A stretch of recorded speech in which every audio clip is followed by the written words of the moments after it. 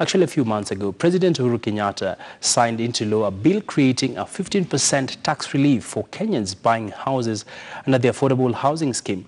While the president signed an amendment to the Income Tax Act to create a new section that establishes an affordable housing relief set at 15% of the gross emoluments. While the tax relief is, however, not supposed to exceed 108,000 per annum as set out in the Act. Affordable housing is one of the main pillars of President Kenyatta's Big Four agenda, under which the government intends to build 500,000 new houses by 2022. President Kenyatta also signed into law an amendment to the Stamp Duty Act to exempt first-time home buyers under the Affordable Housing Scheme from stamp duty. Amendments to the Stamp Duty Act also include provisions to allow the collector of stamp duties to actually refer a valuation of property for the purpose of stamp duty to a registered and practicing valuer. The amendment to the Stamp Duty Act is intended to fast-track valuations at the Ministry of Lands.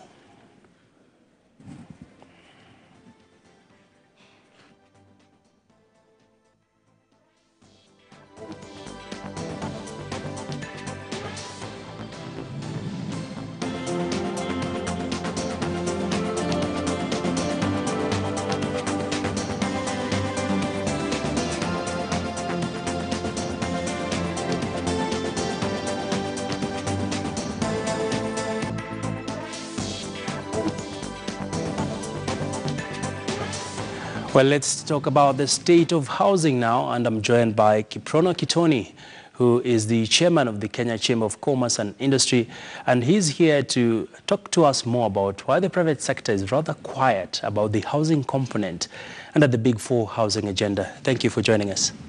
Thank you very much, Abby. And interesting that we're seeing a big conversation around housing for the first time in the country. And from where you sit, are we really on the right track when it comes to addressing the housing needs? Abby, I think I'd rather look at it more in terms of the context of the Big Four agenda. Firstly, we, as a Chamber of Commerce, one of our key roles is advocacy. And the other roles are networking and trade facilitation. So it is our responsibility as a Chamber of Commerce to really plug into where opportunity vests for the private sector. And we have begun a series of dialogues, and we began last week with PS Hinga and 50 participants at the Kempinski Hotel having a conversation to just unbundle what opportunities are in the Big Four agenda. Tomorrow we are doing universal healthcare. Yeah. But talking about housing, we were able to really get to the bottom of it. I think the PS made a very compelling presentation. I must really commend the government because they've come up with quite a bold and a very ambitious scheme to try and create housing for up to 500,000 new homes. And assuming even they achieve a 40% success and realize even 200,000 new homes, that'll be 10%. That'll be 10 times more than the existing number of mortgages in the country. So I want to say that it is bold, it is ambitious, and we also see opportunities for the business community. And speaking about this, I'd like us to just listen in on a clip that will have the PS for housing speak up upon this particular issue. Audi, I don't know if you can get that clip around issues on the panel discussion. Well, we'll be getting that clip shortly, but coming back to what you've just mentioned, that indeed it is ambitious. Is it realistic? I think it depends on the execution. You see, it's easy to plan. Where the rubber meets the road is really in implementation, and I think it really depends on how much commitment there will be, how much cooperation and collaboration. There's also multiple stakeholders, but I think that the government is off to a good start. PS Hinga informed us that the national government, in conjunction with a few county governments that are participating, have already created a land pool of up to 7,000 acres of land that is available. And I think it's also going to be a very big test because Kenya was one of the first countries to have a PPP act in the country. And this is going to be the ultimate test in terms of the efficacy, in terms of how possible it is for government, the public sector, and the private sector to collaborate on such a big scheme. He gave us a roadmap in terms of some of the projects that they intend to accomplish in the short run, but there will definitely be a need for the government to have a very concerted effort to remove the red tape, get the bureaucracy out of the way, and really get the acts on the show on the road. All right. Yeah. And you've raised very important points there, Kiprono. When it comes to the red tape, we've seen Kenya currently, according to the CBK, we have just under 20,000 mortgages. Yeah. And still talking statistics, we have about 1.8 million housing gap in the entire country. Yeah.